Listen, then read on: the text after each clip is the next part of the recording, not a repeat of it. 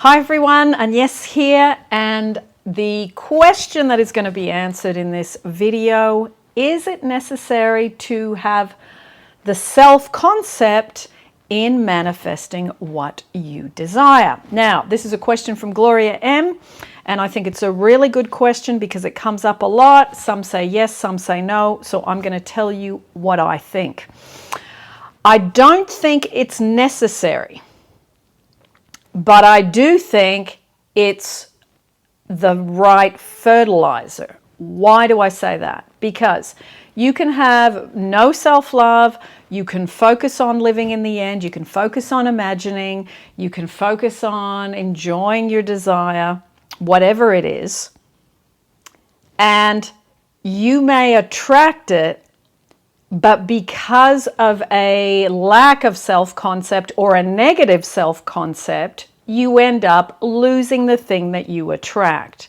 So your magnet isn't strong. It's okay because you've attracted it and it's come to you, but then you don't have the skill set to hold on to it because your fears come up, your doubts come up, your I'm not worthy, your I'm not getting enough, I want more, I'm not feeling worthy of having this. All of that can come to the surface once you manifest something that you desire. So especially, I will say, in the light of relationships, specific person, love, sexual relationships, even with a brand new person, okay? So I see this again and again, where people do bring something in. They've used Neville's technique, so they've used the living in the wish fulfilled, they've used a vision board, they've used all these wonderful techniques that we use in the LOA community, in the Neville community, in the well-being industry. So you can get a certain part of the way by not having to deal with the self-concept, but your ability to maintain and hold on to and not sabotage what you've manifested, especially with a specific person or especially in a brand new relationship, that's where I see people come undone. So it's not a black and white thing, because you can technically do it, to recap, without dealing with your self-concept, doing it as in manifest it, the relationship, the specific person, even the money, okay?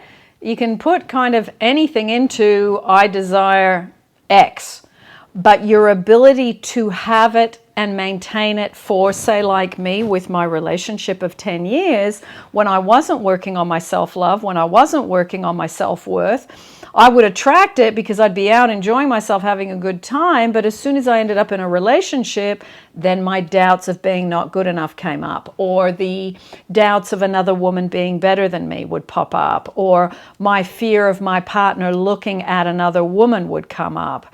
And then the fear of infidelity would come up, the fear of being abandoned or left. Just the fear of abandonment would be bad enough, not necessarily even being abandoned. So you're living with this stuff lurking behind the scenes. As soon as you manifest something, it's like, hang on, I'm waiting for the other shoe to drop. So those of you that work on your self-love and self-worth and really get that into the marrow of your bones by doing it regularly and by not, and I'm going to say this because I see a lot of you, as soon as you get into a relationship, you get your SP back, all your self-love practices just fly out the window because you're feeling good and you're like, oh, I don't really need to do this anymore.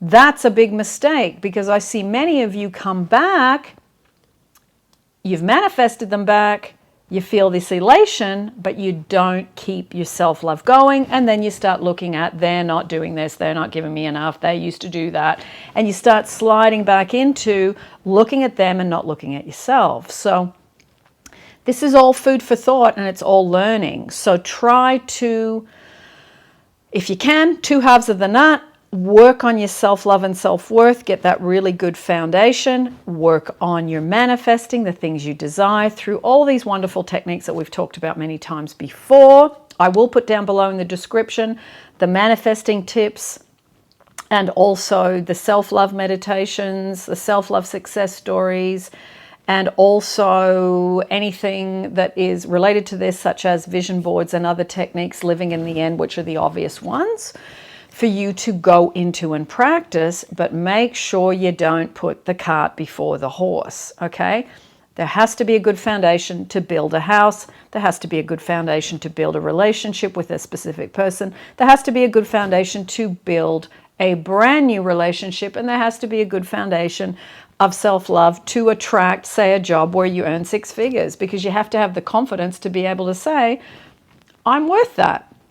So, food for thought, everyone. And thank you, Gloria M., for asking a wonderful question. I know this has come up many, many times. Let me know where you are in regards to this. Are you manifesting things without working on the self-concept, the self-love, and you have got a certain part of the way? But also let me know down below, if that's how you've done it, how long have you managed to hang on to your manifestation?